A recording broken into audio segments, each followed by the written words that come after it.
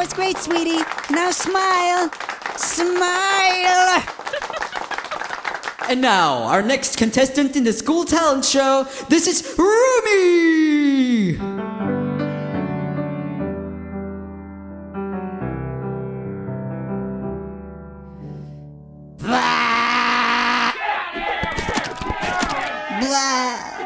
I wasn't born a good singer. Actually, I was pretty bad at a lot of stuff I tried growing up. Soccer, hockey, softball, you name it. The same thing applied to singing too. Not having control over my body meant not having control over my voice. However, with time and practice, I got better. I became alright at soccer, gave up on hockey, and I started bringing a tennis racket to softball, and no one ever stopped me from using it, so that counts. My singing has also gotten a lot better over time, so let's have a look at my progress, shall we? 2003.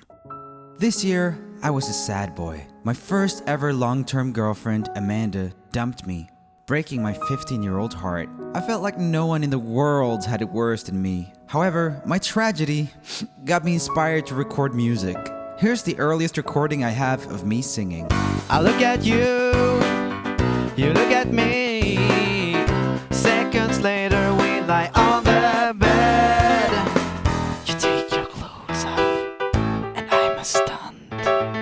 You lie down next to me. Help me, help me. At this point, I was 0% a singing boy and 100% a drummy boy. I had been playing drums casually since I was 5 years old, but I had terrible stage fright and I would sometimes get panic attacks from playing in front of people. Becoming a singer with all it entails, including having lots of people looking at me, was not inviting to me at all. The main reason I eventually became a singer anyway was that I didn't want to compromise with what the songs I wrote would sound like. Also, I didn't like when I ended up doing most of the work, like writing a song, recording and producing it, just to have people listening just care about the singer anyway. Hey, you like this song? I made that. I wrote it and everything. He's just singing. Does anyone care? 2004. At this point, like many teenagers, I was really insecure. I cared more about everyone else's opinions than about what I thought myself. For example, at one point, I bought a stylish button-down denim shirt and I wore it to school. The first day I wore it, some popular girls from the year above me came up to me. Oh, hey. What's your name? It's Roomie. Nice to meet you, Rami. We just wanted to say that shirt looks really great on you. Thank you, denim shirt. So, naturally, I decided to wear that same shirt every day to school for 2 weeks. I didn't even wash it, so towards the end it started smelling really bad. That all made sense for me at the time because I knew cool people liked the shirt. Oh gosh, Rami freaking stinks. Similarly, a band at my school had a singer with a voice that a lot of people around me really liked. So what did insecure Roomie do, you ask? Well, I tried to sound exactly like him. Here's a clip of him singing.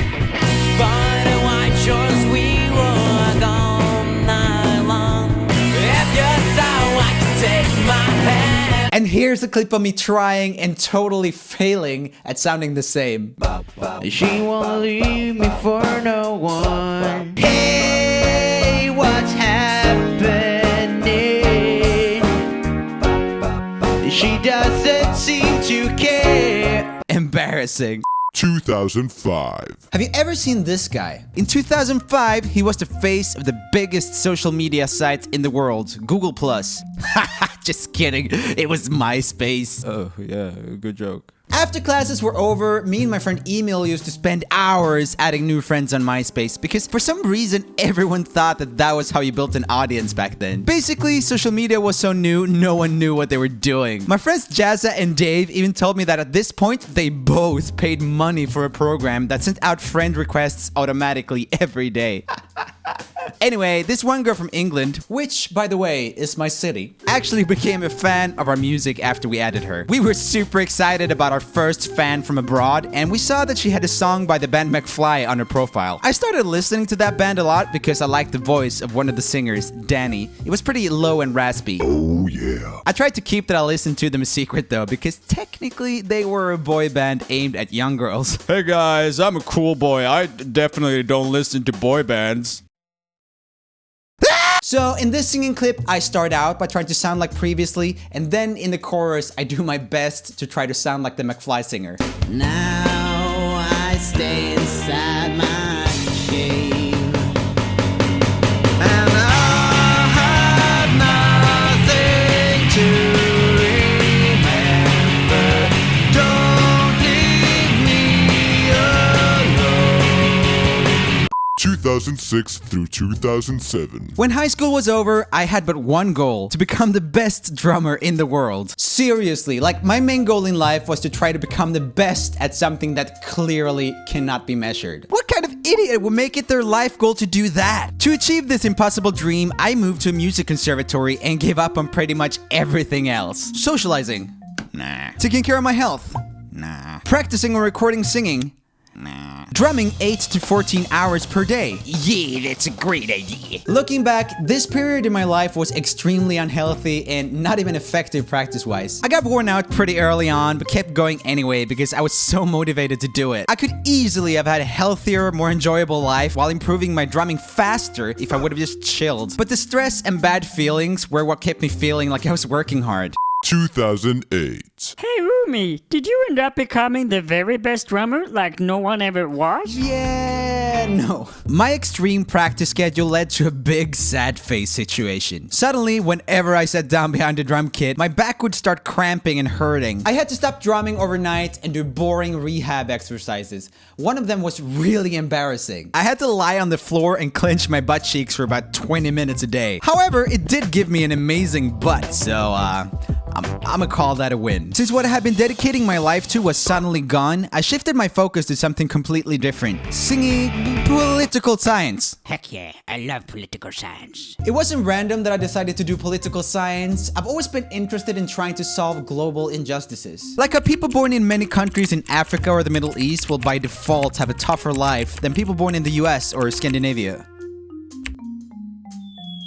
Ow, what the frick was that? Anyway, I did some singing and songwriting on the side, and this clip is the first time I remember ever trying distortion, and it hurt my throat a lot back then.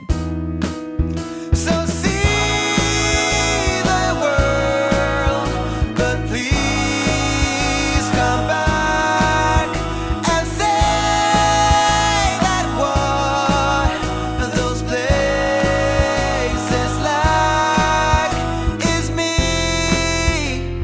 2010. Eventually though, my attitude towards political science started changing. Oh hey, what did you do this weekend? I watched 8 political documentaries and went to a youth club meeting for the political party I'm part of. How about you? I sang. Wow, what a waste of time! Are you even taking your education seriously? When are you ever gonna be able to use singing for your career? Yeah, I know, right? Hey, can you stand over there for a second? At this point, I realized I just wasn't as deeply interested in the details of politics as the other people at university, like that guy. If I was going to compete to get any kind of job, I realized I wanted it to be in music. So I got a bit more serious about getting some music done and recorded a couple songs that I uploaded to YouTube. Here's one of them called Falling in Love, and you can hear that I had been listening to singers like Patrick Stump and Brendan Urie, and I was really straining to try to get that meaty type of voice. Something inside me is on the rise and explodes when I look in your eyes. I'm falling in love with you, love with you. And holy moly, that song got hundreds of millions of plays in a matter of days. And I even won a Grammy for Song of the Year. The Swedish king invited me to a game of hästskokasting and... oh. In reality, all the songs I had been working so hard on had under 50 views each, weeks after I uploaded them, even though I posted them all over my private Facebook multiple times and annoyed all my friends. And this was back in the time when most people actually used Facebook.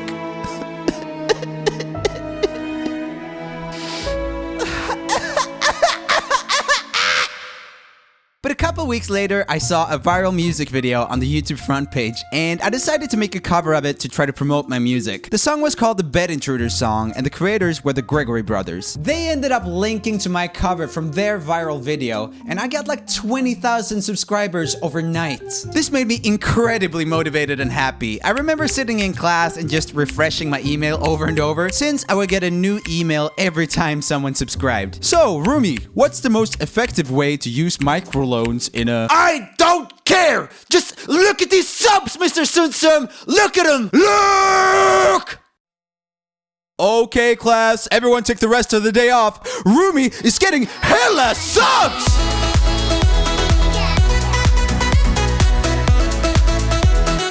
2011. I ended up leaving school, saw you mom and dad, and putting all my effort into building a YouTube career. By the way, I wasn't earning any money because I wasn't part of the YouTube monetization program yet. My mom was pushing for me to go back to school, which I now realize was a natural thing for her to do, but I was super offended. Mom, why don't you believe in me? Look at all these subscribers that don't earn me any money.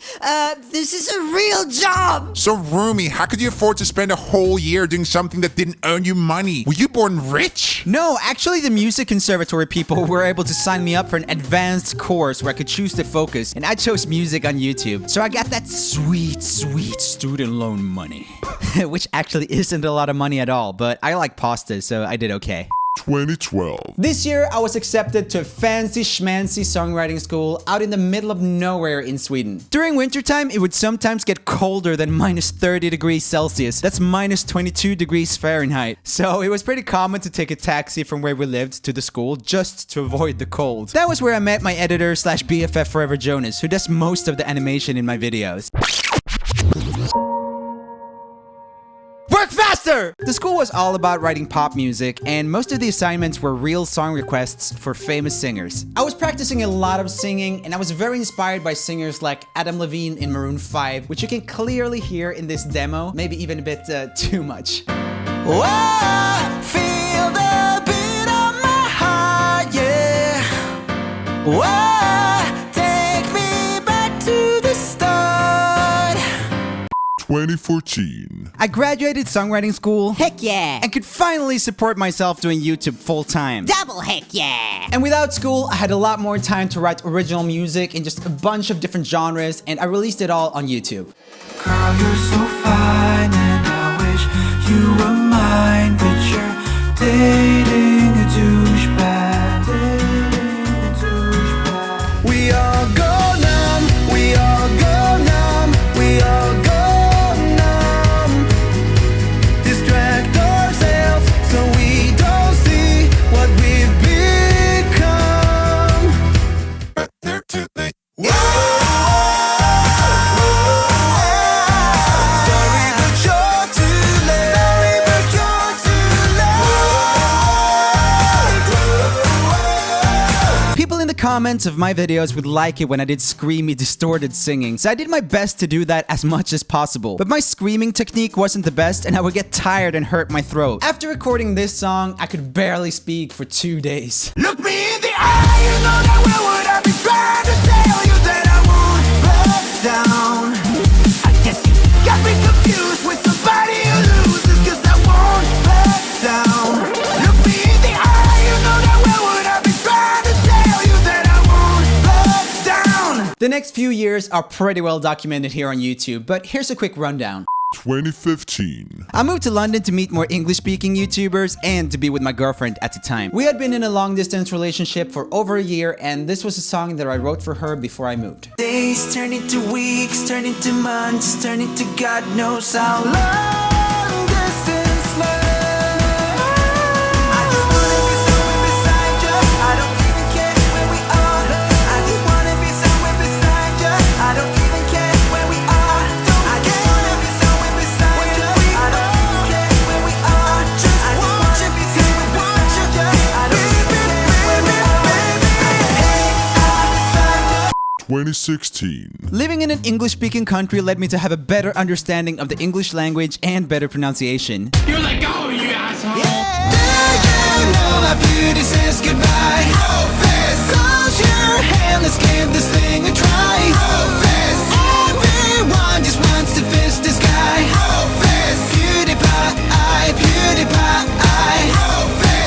2017. This year, the YouTube channel grew a lot and I started making a bunch of different kinds of videos. Like my singing experiment series where I tried singing like a girl, singing backwards, computer-generated singing, singing underwater, and so on. But those videos were very high effort and needed a lot of research, planning, and writing. I ended up not having time to work on my singing at all, and I think that I actually became a worse singer because of it. Dab on the haters. Dab, dab on the haters. Do it now. Dab on the haters. Dab, dab on the haters. Everybody. 2018. Early on in 2018, I had some changes happen in my personal life that made me want to reevaluate what I wanted to do and how I wanted to work. I tried making some lower effort videos to be able to sustain a more balanced life, but I didn't enjoy making them. So recently, I've been making more ambitious videos that I care more about, but also taking care of my voice and writing music, which has led to my upload schedule to be a bit slower. So after working a lot on my singing this year and changing my style a bit, this is me trying my best.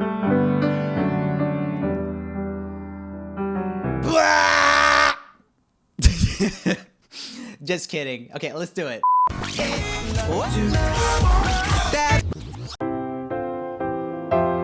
It was us, is what you said. Now you're with him in a bed, kept in the dark, misled. Now you're with him in a bed. So yeah, my singing journey to where I am now hasn't been straight or even made a lot of sense most of the time. If there's anything I want you to walk away with after watching this video though, is that you don't need a lot of initial talent in order to become good at what you're interested in doing. I'm a slow learner who put my focus on very different things than singing for a long time, but overall I kept at it and didn't give up, and now singing and making videos is my job. So if you have the opportunity to pursue something you're passionate about, don't let old misconceptions about talent or people around you being more naturally talented to keep you from doing it. So feel encouraged to try things and encourage your friends, And I will see you next time. Bye. Oh, hey guys, it's been a while. Thanks for watching the video. I got another animated video right over here if you haven't seen that one. Me and my friend Dave were just in a video on PewDiePie's channel where we went through a subreddit. It was pretty cool. Check that out over here. And I will see you guys next time. If you don't see me first.